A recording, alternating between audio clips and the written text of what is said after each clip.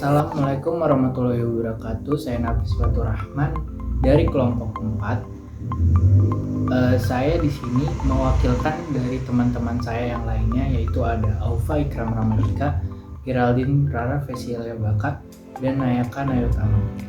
Halo, perkenalkan nama saya Aufa Ikram Ramadika. Di sini saya bertugas sebagai editor video. Halo, saya Geraldine Rara, saya bertugas untuk membuat laporan. Saya Nayaka Nayutama dan saya bertugas dalam pembuatan laporan. Di sini saya sebagai perwakilan kelompok 4 mempunyai tugas untuk mempraktekkan dari sifat koligatif, yaitu penurunan titik beku. Di sini saya akan membuat es krim dari memanfaatkan es batu dengan garam kasar. Dan pertama ada bahannya itu es batu yang sudah dihancurkan terus dimasukkan ke dalam baskom. Yang kedua ada susu. Ini susunya dua rasa, coklat dan karamel. Dan yang terakhir ada garam kasar. Nah, langkah pertama yang kita lakukan itu masukkan garam kasar ke dalam es batu yang sudah kita hancurkan itu.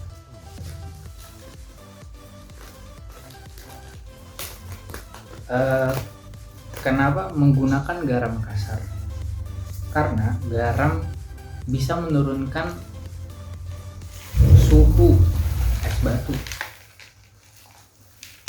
Jadi karena suatu zat pelarut yang ditambahkan ke zat terlarut, maka menghasilkan perubahan suhu.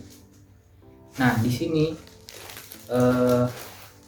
air itu sebagai zat pelarut dan garam itu sebagai zat terlarut. Dan air itu memiliki titik beku 0 derajat Celcius dan memiliki titik didih 100 derajat Celcius. Nah, ini kita kita sebarin garamnya ke seluruh es batu. Jadi kita ratain.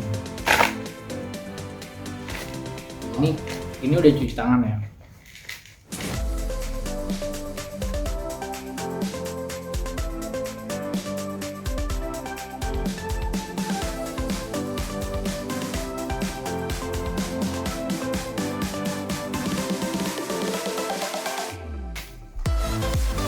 Dan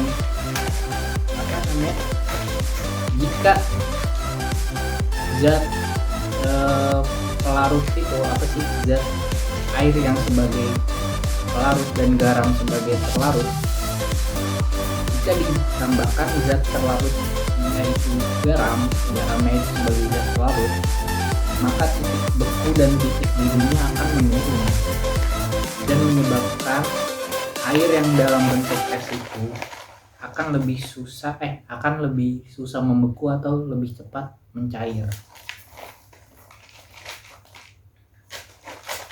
Kenapa lebih cepat mencair atau susah membeku?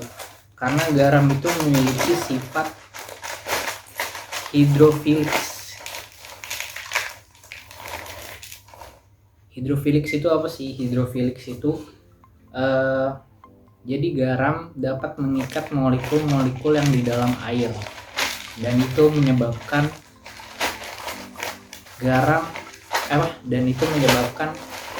air lebih cepat mencair atau susah membeku.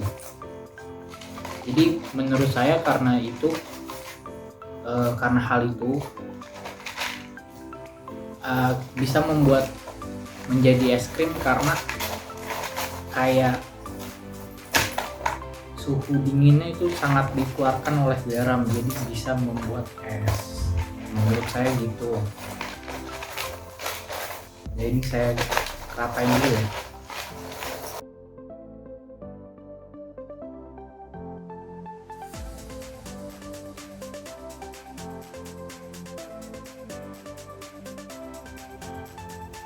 Ya, ini udah rata ya garamnya. Nah, kalau udah rata gini tinggal masukkan susunya ke dalam es tersebut. Jadi kita timbun gitu supaya membeku atau menjadi es.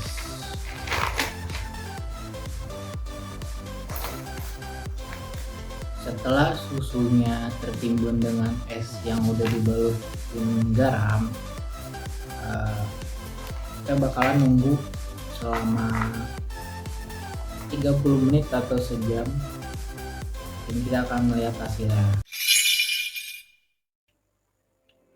Sifat kualitatif larutan adalah sifat larutan yang tidak bergantung pada jenis zat terlarut, tetapi hanya bergantung pada konsentrasi partikel zat terlarutnya. Sifat kualitatif larutan terbagi menjadi dua, sifat kualitatif larutan elektrolit dan sifat kualitatif larutan non-elektrolit. Meskipun sifat kualitatif melibatkan larutan, sifat kualitatif tidak bergantung pada interaksi antara molekul larut dan zat terlarut, tetapi bergantung pada jumlah zat yang terlarut dalam larutan pada satu larutan. Sifat kualitatif terdiri dari penurunan tekanan uap, kenaikan titik didih, penurunan titik beku, dan tekanan osmotik. Penurunan titik beku adalah penurunan titik beku pelarut akibat penambahan zat terlarut yang tidak mudah menguap. Contohnya termasuk penambahan garam dalam air, alkohol dalam air, atau pencampuran dua padatan seperti kompoter menjadi obat bubuk halus. Terus contoh lainnya ada cairan radiator dalam mobil, adalah campuran air dan etilena glikol. Akibat penurunan titik beku, radiator tidak membeku di musim dingin, kecuali jika sangat dingin, misalnya pada suhu minus 30 derajat hingga minus 40 derajat. Garam memiliki senyawa ionik yang terdiri dari ion positif atau kation dan ion negatif atau anion. Saat garam dilarutkan dalam air, garam akan terurai menjadi ion-ion komponennya, yaitu natrium dan klorida. Komponen ini yang dapat memecah partikel es batu jadi cair. Pada proses tersebut membutuhkan energi, dan air mengandung energi termal yang dapat membantu proses tersebut. Dari proses ini, garam mampu menurunkan suhu es sehingga menjadi lebih murah. Ada nggak sih hubungan antara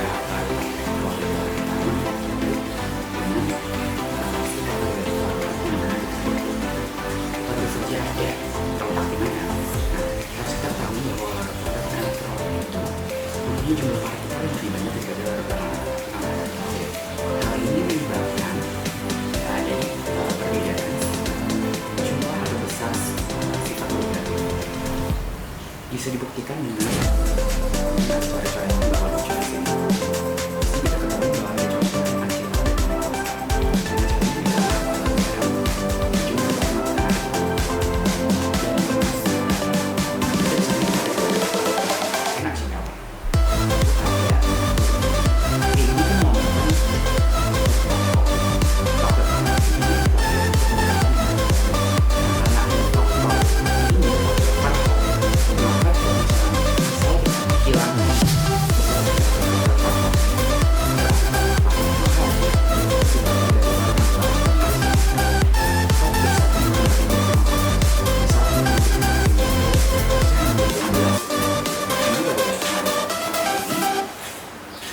jadi mendapat 32.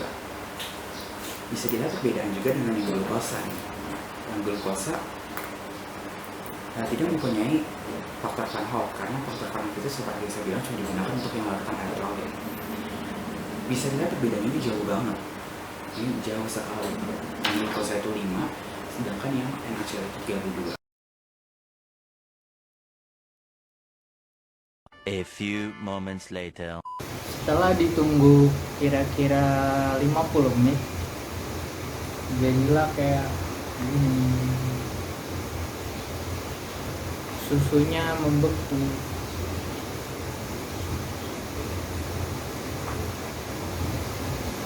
Sekian tentang percobaan tentang penurunan titik beku. Kurang lebihnya mohon maaf. Wassalamualaikum warahmatullahi wabarakatuh.